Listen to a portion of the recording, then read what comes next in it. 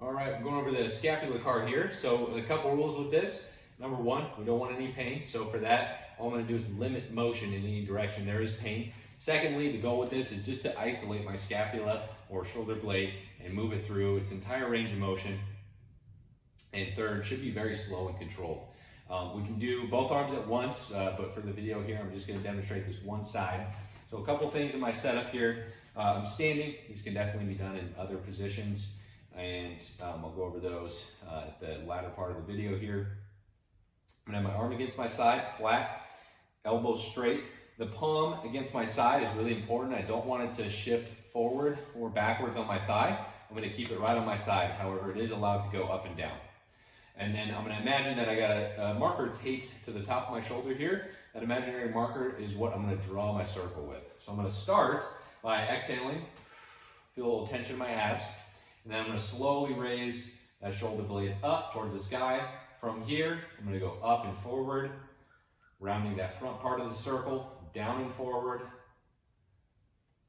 the down part, then down and back, up and back to my starting point. From here, I can reverse, up and back, down and back, down and forward, up and back to that starting point. When you're first learning these, what I like you to do is do a much smaller circle than you think you can. I don't want you to force it and end up cheating and moving the entire body. So make sure that you just start with a real small controlled circle, very slow, very smooth.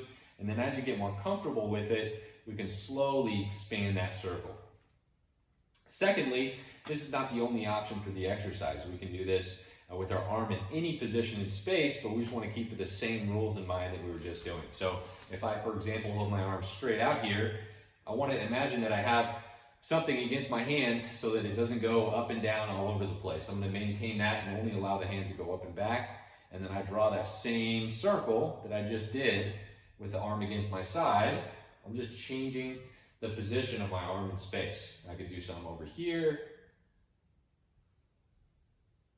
I could do some down there, back here, across my body, up high.